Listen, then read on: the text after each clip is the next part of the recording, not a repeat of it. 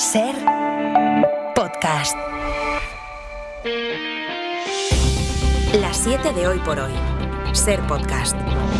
Hola, muy buenos días. La segunda tanda de los aranceles ya está en vigor. Se han empezado a aplicar a las 6:01 de esta mañana. Así que desde hace una hora los productos europeos son un 20% más caros en Estados Unidos y los chinos un 104%. La decisión de Donald Trump de llevar a máximo su guerra comercial, sobre todo con China, fue la que acabó ayer con los rebotes que estaban viviendo las bolsas y las hizo cerrar en rojo en su país. Esas pérdidas se han trasladado esta madrugada a los mercados de Asia, que han vuelto a caer en un anticipo de lo que puede pasar hoy otra vez en Europa. A esta hora el Nikkei en Japón cae más de un 3% y las bolsas en China también han abierto a la baja. José Luis Sastre, hola. Hola, buenos días. Fueron precisamente los rumores de posibles negociaciones con los países afectados los que dispararon ayer esos indicadores en verde de Wall Street, como si todo el mundo pensara que las cosas podían salvarse en el último minuto, que no podían ir a peor. El lunes sirvió un rumor, ayer una esperanza, pero la Casa Blanca tardó muy poco en disipar ambas cosas. Dice que Trump no va a aliviar los aranceles, más aún mantenía el plan que ha entrado en vigor ya a las 6:01 de esta mañana, cuando han empezado a aplicarse aquellos aranceles que el propio Donald Trump exhibió en una tabla gigante en los jardines de la Casa Blanca. En el caso de China, incluso aún peor, hasta el 104%. A Trump no lo detienen ni las críticas dentro de su propio partido, ni el descalabro en las bolsas de Estados Unidos. Pablo Anzola, buenos días. ¿Qué tal? Buenos días. Sí, ha sido otra jornada de infarto en Wall Street que, animado por una posible negociación, ha visto a sus principales índices llegar a subir un 4%. Se han disparado, de hecho, cuando el secretario del Tesoro, Scott Bessent, hablaba de posibles acuerdos. Pero unas horas más tarde, la luz verde definitiva de la Casa Blanca, la ofensiva arancelaria, ha dado literalmente la vuelta a los números. Han pasado al rojo en un revés que no tiene prácticamente precedentes y que ha supuesto la mayor oscilación, el mayor vaivén en un día para Wall Street en más de medio siglo, desde 1982. Es una muestra de la fragilidad de los mercados estos días, que en Estados Unidos han terminado en rojo, pero que en Europa han conseguido el rebote, y no solo eso, porque el IBEX 35 cerró ayer su mayor subida desde 2022 después de la debacle, aunque es difícil anticipar el rumbo que tomará a partir de las 9. Tan envalentonado está que Donald Trump se ha llegado a burlar esta madrugada de la situación a la que está llevando a la economía del mundo. Anoche, en una cena con el Partido Republicano, imitaba la ristra de países que, asegura él, le están llamando para rogarle negociar. Dijo, y esto es literal, que les están llamando, lo escuchaban ahora, besándole el culo. Esto dice el presidente de los Estados Unidos. La Casa Blanca asegura que son unos 70 países los que han pedido ya un acuerdo. Esa sigue siendo precisamente la apuesta de Europa, la de negociar. De momento le ha servido de poco, porque desde hace una hora los productos europeos ya cuestan un 20% más en Estados Unidos, así que hoy Bruselas da el primer paso concreto para empezar a responder. Los 27 van a votar hoy mismo la lista de productos estadounidenses que piensan gravar con nuevos impuestos que entrarían en vigor la semana que viene. Es la respuesta a los aranceles del 25% al aluminio y al acero que entraron en vigor el mes pasado. Europa quiere medir los tiempos para dar espacio a la negociación. La segunda tanda de respuestas llegará en mayo. El presidente del gobierno, Pedro Sánchez, acaba de decir desde Hanoi, en Vietnam, que su apuesta es reforzar las alianzas con Asia. A nadie le interesa una guerra comercial, nadie gana con las guerras comerciales, todos los países perdemos y sobre todo quien pierde son los trabajadores y la clase media de nuestras sociedades. El gobierno espera que Trump recapacite y tiene prácticamente un mes para negociar el primer decreto para amortiguar el golpe de estos aranceles que ayer aprobó el Consejo de Ministros. La sintonía con el PP era muy buena hasta que Junts salió a decir que el gobierno va a dar prioridad en los avales a aquellas comunidades que, como Cataluña, exportan más. Afirmó de hecho Junts que 3.000 millones irán para su comunidad. Esto es lo que ha enervado al PP, que no se fía del Ejecutivo y cree que les han expulsado de las negociaciones al ceder de nuevo ante Puigdemont. El gobierno insiste en que hay margen para el acuerdo y ambas partes se comprometen de momento a seguir hablando. Así está empezando el miércoles, es 9 de abril. Hoy por hoy noticias. Ser podcast. La irrupción de Junts y esta última advertencia del PP cambian el escenario de cordialidad con el que el gobierno ha trabajado hasta ahora mano a mano con el principal partido de la oposición. Estoy hablando con el señor Bravo con más frecuencia casi que con mi familia. Estamos en una situación de contacto continuo y de buen entendimiento. El ministro Carlos Cuerpo ha tenido muy buenas palabras y muy buena disposición hacia el diálogo, el consenso con el Partido Popular. Este era el tono ayer del ministro Carlos Cuerpo y el portavoz popular Miguel Tellado, antes de que Junts entrara en escena. Isabel Fernández Pedrote, buenos días. Hola Ángeles, buenos días. En cualquier caso, Carlos Cuerpo podrá responder a lo largo de la mañana a la pregunta sobre cómo va a repartir ese primer paquete de ayudas. Porque comparece en el Congreso después de la sesión de control para explicar la movilización de esos más de 14.000 millones de euros y también para dar cuenta de los planes con los que trabaja Bruselas. Jordi Fábrega. Tras reunirse con los grupos parlamentarios en los últimos días, el ministro Carlos Cuerpo explicará hoy en el Congreso el plan antiaranceles del Gobierno y también el que está preparando la Unión Europea. Lo hará tendiendo la mano los grupos parlamentarios para que se sumen al plan del Ejecutivo, tanto al aprobado este martes en Consejo de Ministros, que incluye parte de los 14.100 millones de euros que anunció la semana pasada Pedro Sánchez, como también a los que tengan que venir a partir de ahora. Aquí para nosotros, hacia adelante, sigue existiendo margen para llegar a un acuerdo y el único camino que conocemos para llegar al acuerdo es a través del diálogo y este es el que transitaremos. Cuerpo ha convocado además mañana a los gobiernos autonómicos para consensuar el despliegue de las medidas para atenuar el golpe que puede suponer para las empresas exportadoras españolas la aplicación de los aranceles de Estados Unidos. El día en el que la nueva tanda de aranceles entra en vigor, ese 20% para todos los países europeos, Bruselas avanzará en su respuesta, pero hay países que empiezan a mover ficha por su cuenta. Es el caso de la primera ministra italiana Giorgia Meloni, que anunció ayer que el próximo 17 de abril viajará a Washington para reunirse con Trump y discutir los aranceles. La ultraderechista asegura que ya tiene una muy buena relación con Trump y que no viaja solo en nombre de Italia. Quiere proponerle el fin de los aranceles industriales entre Estados Unidos y la Unión Europea. Corresponsal en Roma, Joan Solés. La posición del gobierno italiano sobre los aranceles impuestos por el presidente Trump no deja margen para dudas. No es una catástrofe, como algunos explican. Ha afirmado en los últimos días la primera ministra Meloni que la próxima semana viajará a la Casa Blanca para proponer a los Estados Unidos un cambio según la fórmula 0 por 0. 0 aranceles a cambio de la supresión de aranceles, principalmente en los sectores industriales. Fuentes del partido posfascista de Meloni y Fratelli d'Italia destacan precisamente este objetivo en el próximo encuentro con Trump: evitar una guerra comercial entre Europa y Estados Unidos. El diario La República de Roma lo simplifica así en un titular de portada esta mañana: Meloni quiere un descuento.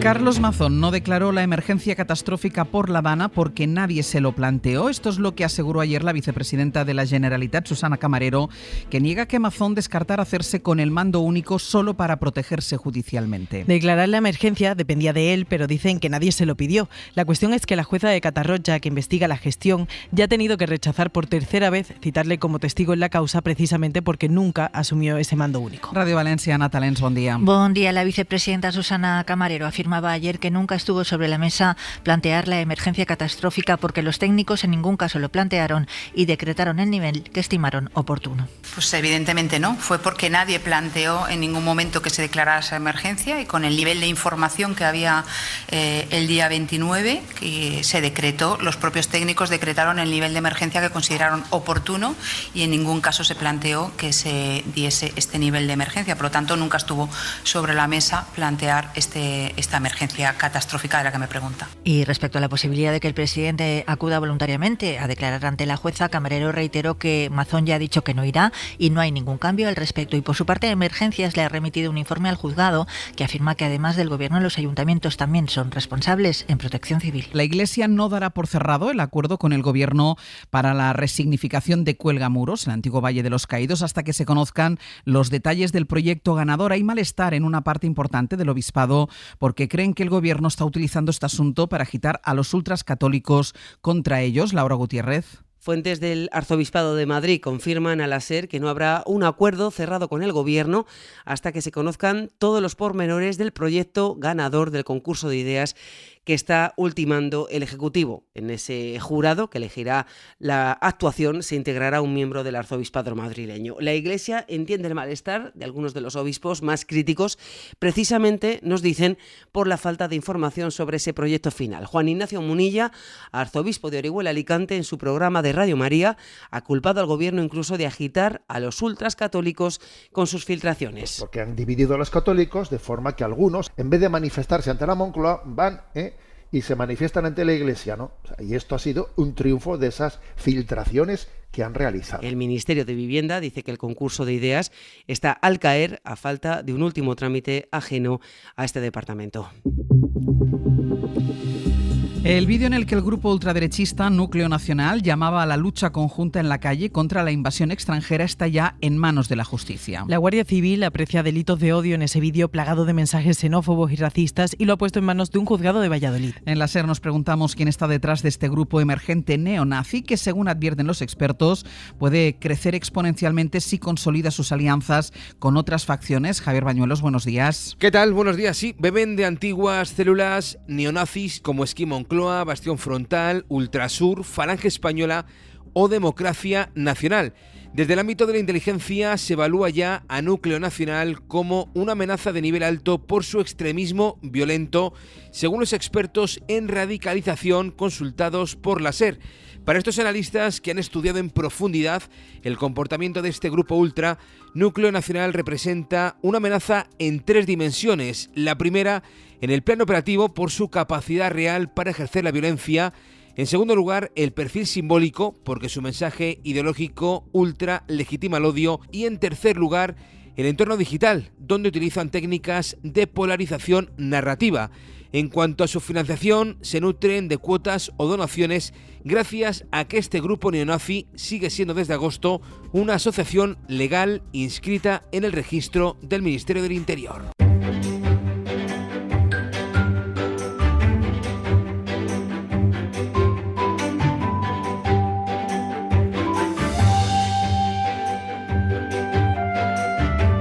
Nos vamos hasta Extremadura. Maite Carrasco, buenos días. Hola, buenos días. Y hasta Galicia, Ricardo Rodríguez, bo día. Bo día, Ángels. Vamos con informaciones de estas dos comunidades, como el texto que ha sacado a la luz un catedrático de la Universidad de Santiago, Richie, un texto inédito de Quevedo. Texto, Ángels, que confirma además que Francisco de Quevedo se llevaba a matar con el conde-duque de Olivares. Vaya. Así se desprende del documento descubierto por el catedrático de Literatura Española de la Universidad Compostelana, Antonio Azaustre, y el profesor de la Universidad de Huelva, José Manuel Rico. Lo hallaron en la sede de los Archivos Nacionales de Francia y fue escrito por Quevedo durante su retiro en Villanueva de los Infantes. Es una obra que dedicó a don Fadrique de Toledo, un militar enemistado con el conde-duque de Olivares, al que Quevedo critica duramente en ese texto desde una perspectiva neoestoica. Advierte de los peligros de la soberbia y la caída inevitable de los poderosos. Vamos, que no se podían ni ver, y queda claro en este texto que ahora sale a la luz. Pues qué bueno. Y en Cáceres se ha abierto la primera librería LGTBI queer de Extremadura. Desde este domingo, Cáceres presume ya de contar con esa primera librería. Su propietaria, Laura Parra, ha creado un espacio multidisciplinar en su interior. Los clientes podrán disfrutar de literatura de esta temática, una copistería y actividades. En concreto, en la zona exclusiva para propuestas culturales hay talleres de crochet, acuarela o arcilla, club de lectura, cuentacuentos para niños o microteatro. Dice que quiere enfocar la librería a horas de temática LGTBI, ya que opina que hace falta un espacio así en Cáceres, mucha lectura y conocer estas realidades. Y un espacio que además es mucho más que una librería por todo lo que significa.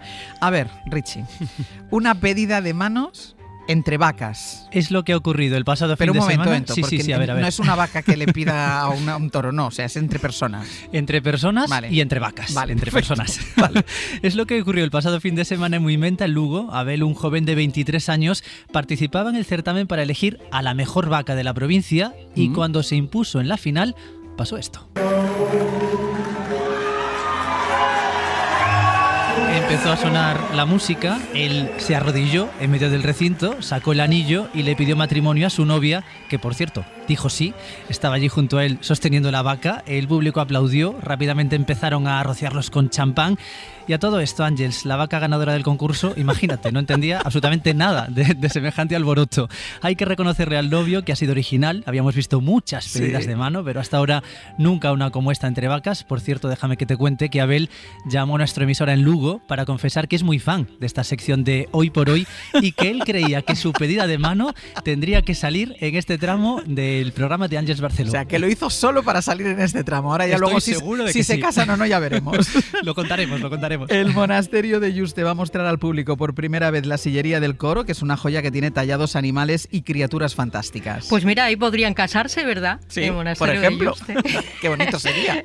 Sería muy bonito. Bueno, pues puede visitar ya el coro de la iglesia del monasterio de San Jerónimo en Yuste y descubrir su sillería. Es una de las piezas artísticas más relevantes del monasterio por la calidad de su confección, su icografía y su buen estado de conservación. Está realizada en madera de nogal durante el primer tercio del siglo XVI, formada por un total de 61 sitiales, 31 altos y 30 bajos, y se ajusta al milímetro a la estructura arquitectónica del coro de la iglesia. Una preciosidad. Maite, Richie, gracias. Hasta luego. Adiós. Hasta luego.